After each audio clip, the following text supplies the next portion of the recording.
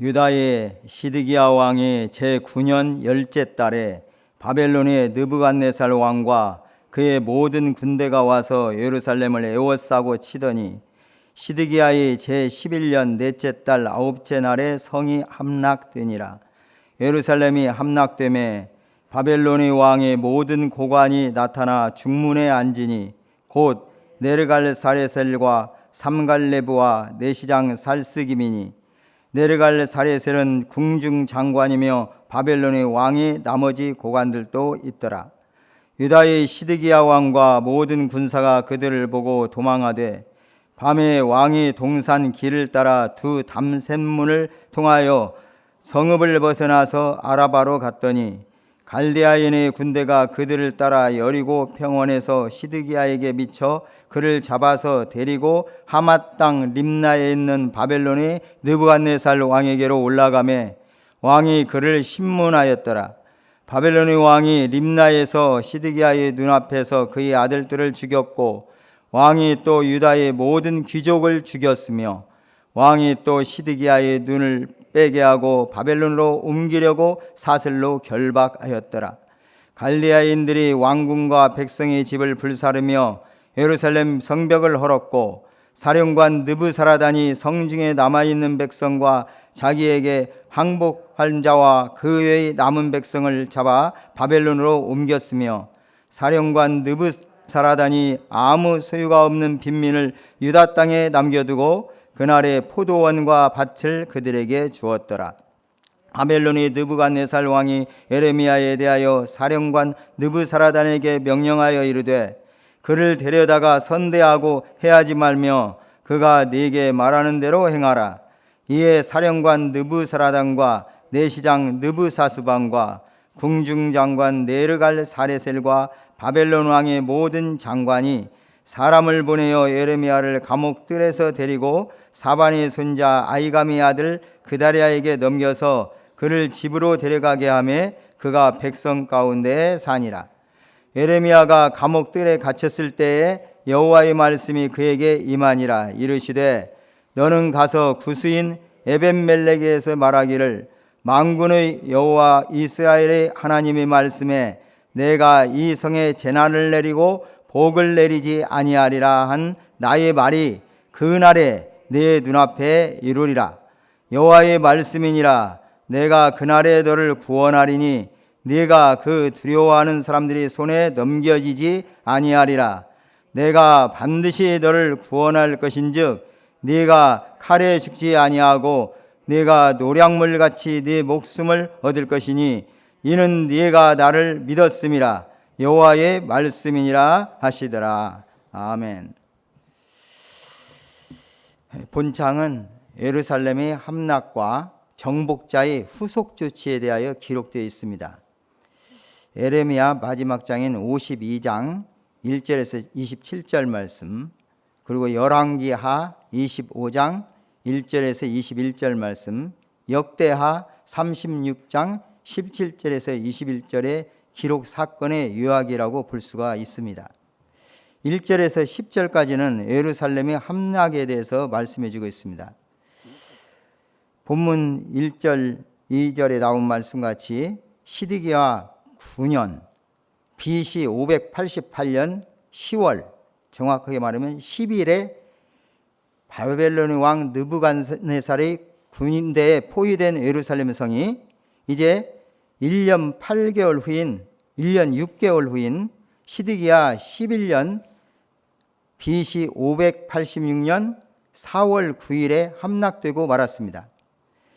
이렇게 정확한 날짜까지 밝히고 있는 성경의 기록은 지금까지 선포된 그 예레미야의 심판 선언이 역사적으로 그대로 실현된 것을 강하게 드러내주고 있습니다. 예루살렘 성을 포위한 바벨론의 군대가 대대적인 공격을 가했고 결국 포위당한 지 만 1년 6개월 만에 성중에 기근이 심해서 그 땅 백성의 양식이 바닥났습니다. 예레미야의 예가의 기록에 보면은 그 어머니가 아들을 삶아먹는 그런 비극적인 사실이 노래하고 되어지고 있어요. 그런 상황 속에서 결국 예루살렘 성벽이 파괴되고 갈대아인이 그 성읍을 에워싸고 맙니다.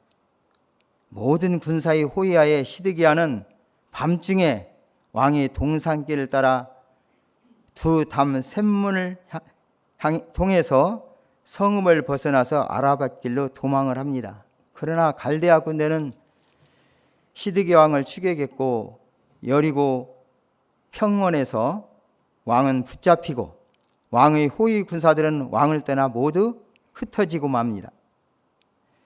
갈대아 군대에 사로잡힌 시드기야 왕은 림나에 있는 바벨론 왕에게로 끌려가서 신문을 당하고 그의 아들들은 그의 목전에서 죽임을 당합니다. 유다의 귀족들이 죽임을 당하고 시드기야는 눈을 뽑히고 사슬에 결박된 채 바벨론으로 끌려가게 됩니다. 바벨론 왕 느부갓네살 19년 5월 7일에 바벨론 왕의 신복 시위대장 느부사라단이 예루살렘에 들어옵니다. 그는 여호와의 성전과 왕궁을 불사르고 예루살렘의 모든 집을 귀인의 집까지 불살랐습니다. 시위대장에 속한 갈대아 온 군대가 예루살렘 주위의 성벽을 헐었으며 시위대장 느부사라단이 성중에 남아있는 백성과 바벨론 왕에게 항복한 자들과 무리 중 남은 자를 모두 포로로 사로잡아갔고 가진 것 없는 빈민과 천민을 유다 땅에 남겨두어 포도원을 다스리는 자와 농부가 되게 하였습니다. 이렇게 남유다 왕국과 시드기야 왕의 비참한 몰락 상황이 성경에 상세하게 기록되어 있습니다. 이 사건은 앞에서 여러 번에 걸쳐서 선지자 예레미야에게 임한 하나님의 말씀이 기록되고 선포된 그대로 성취된 것입니다. 예레미야서 1장 9절에서 10절에 보면은 우리 하나님께서 예레미야에게 사명을 주실 때 이렇게 말씀하셨습니다. 여호와께서 그의 손을 내밀어 내 입에 대시며 여호와께서 내게 이르시되 보라 내가 내 말을 네 입에 두었노라. 보라 내가 오늘 너를 여러 나라와 여러 왕국 위에 세워 내가 그것들을 뽑고 파괴하며 파멸하고 넘어뜨리며 건설하고 심게 하였느니라 하시니라. 그리고 시드기야에게 마지막으로 대면해서 충고하기를 바로 전장에 어제 살펴본 말씀인데 38장 21절에서 23절에 이렇게 예레미야는 말했습니다. 그러나 만일 항복하기를 거절하시면 여호와께서 내게 보이신 말씀대로 되리이다. 보라 곧 유다 왕궁에 남아있는 모든 여자가 바벨론 왕의 고관들에게로 끌려갈 것이요 그 여자들은 네게 말하기를 네 친구들이 너를 꿰어 이기고 네 발이 진흙에 빠짐을 보고 물러갔도다 하리라. 네 아내들과 자녀는 갈대아인에게로 끌려가겠고 너는 그들의 손에서 벗어나지 못하고 바벨론 왕의 손에 잡히리라. 또 내가 이 성읍으로 불사름을 당하게 하리라 하셨나이다. 이렇게 선포했습니다. 선포된 하나님의 말씀은 반드시 성취됩니다. 왕이 하나님 여호와 보시기에 악을 행하고 여호와의 말씀을 선포하는 선지자 앞에서 겸손하지 아니했고 목을 곧게 하며 마음을 완악하게 하여 하나님 여호와께로 돌아오지 아니하였습니다. 제사장들의 우두머리들과 백성도 크게 범죄했습니다. 이방신들을 섬기고 하나님의 성전을 더럽혔으며 하나님의 사신들을 비웃고 그의 말씀을 멸시하며 그의 선지자를 욕하여 여호와의 진노를 그의 백성에게 미치게 하여 회복할 수 없게 하였던 것입니다. 크게 범죄하고도 회개하지 아니한 유다 백성들과 왕을 하나님께서는 갈대아 왕의 손에 넘기셨습니다. 하나님의 경고를 무시한 시드기야는 말씀대로 부끄러움을 당하게 되었고 비참한 최후를 맞게 되었습니다. 11절에서 14절 말씀까지는 예레미야의 석방에 대해서 말씀합니다. 바벨론의 느부갓네살 왕은 사령관 느부사라단에게 예레미야에 대한 특명을 내립니다. 12절 말씀에 한번 같이 보겠습니다. 12절입니다. 12절 시작. 그를 데려다가 선대하고 해하지 말며 그가 네게 말하는 대로 행하라. 아마도 예레미야의 예언은 이미 소문을 통해서 지켜보던 바벨론의 고관들을 보고를 통해서 바벨론 왕도 알고 있었을 것입니다. 비록 적국의 포로이지만 호의를 베풀고자 하는 마음도 있었는지 모릅니다. 하지만 오랜 전쟁이 마무리되는 이런 시점에서 하나님을 모르는 정복자가 패전국의 포로 한 사람을 보호하라고 특명을 내린 것은 하나님께서 바벨론 왕의 마음을 감동시켜 긍휼을 베풀게 하심으로 그의 말씀이 종에게 이미 약속하신 대로 이루신 것이 틀림없습니다. 바벨론 왕의 명령을 받은 사령관 느부사라단과 내시장 느부사스반과 궁중장관 네르갈사레셀과 바벨론 왕의 모든 장관이 사람을 보내어 예레미야를 감옥들에서 데리고 나옵니다. 사반의 손자 아이감의 아들 그다랴에게 넘겨서 그를 집으로 데려가게 합니다. 그렇게 예레미야는 석방되어 그 백성 가운데 살게 됩니다. 하나님은 죽음의 위협 속에서도 흔들림 없이 굳건하게 말씀에 순종했던 선지자의 생명을 약속하신 대로 보호해 주셨습니다. 우리 예수님께서 이렇게 말씀하셨죠. 또 자기 십자가를 지고 나를 따르지 않는 자도 내게 합당하지 아니하니라 말씀하신 뒤에 자기 목숨을 넣는 자는 잃을 것이요 나를 위하여 자기 목숨을 잃는 자는 얻으리라. 우리 성도들도 하나님 말씀을 지켜 살고자 할 때 때로는 환난과 박해, 고난과 시련이 올 수도 있지만 하나님의 약속을 굳게 믿고 겸손히 말씀에 순종하며 사명을 감당할 때 하나님께서는 우리를 끝까지 돌보신다는 사실을 명심하십시다. 고린도전서 10장 13절에 사도 바울은 이렇게 말씀했습니다. 사람이 감당할 시험 밖에는 너희가 당한 것이 없나니 오직 하나님은 미쁘사 너희가 감당하지 못할 시험 당함을 허락하지 아니하시고 시험 당할 즈음에 또한 피할 길을 내사 너희로 능히 감당하게 하시느니라. 15절에서 18절 말씀은 에벤멜렉의 구원에 대한 여호와의 말씀입니다. 왕궁 내시 구스인 에벤멜렉은 예레미야가 시대 감옥들에 있는 왕의 아들 말기야의 구덩이 진창 속에 빠져 있었을 때 시드기야 왕을 대면할 기회를 놓치지 않았고 예레미야를 고발하는 고관들의 악행과 예레미야의 석방을 진언하여 왕의 명령으로 선지자를 진창 구덩이에서 구출했던 하나님을 경외하는 사람이었습니다. 그 예레미야가 예루살렘이 함락되는 날까지 시드의 뜰에 머물렀었습니다. 본 단락은 예레미야가 감옥들에 갇혔을 때 그에게 임한 에벤멜렉의 구원에 대한 여호와의 말씀입니다. 오늘 본 말씀 16절에서 18절 말씀 다시 한번 잘 그 말씀 한 단어 한 단어 좀 살펴보는 그런 심정으로 39장 16절에서 18절 말씀을 같이 다시 한번 살펴보겠습니다. 너는 가서 부수인 에벤멜렉에게 말하기를 만군의 여호와 이스라엘 하나님의 말씀에 내가 이 성에 재난을 내리고 복을 내리지 아니하리라 한 나의 말이 그날에 네 눈앞에 이루리라. 여호와의 말씀이니라. 내가 그날에 너를 구원하리니 네가 그 두려워하는 사람들의 손에 넘겨지지 아니하리라. 내가 반드시 너를 구원할 것인즉 네가 칼에 죽지 아니하고 네가 노량물같이 네 목숨을 얻을 것이니 이는 네가 나를 믿었음이라. 여호와의 말씀이니라 하시더라. 본 단락 절절히 선지자 예레미야는 에벤멜렉에 전하는 예언이 하나님 여호와의 말씀임을 반복하여 강조합니다.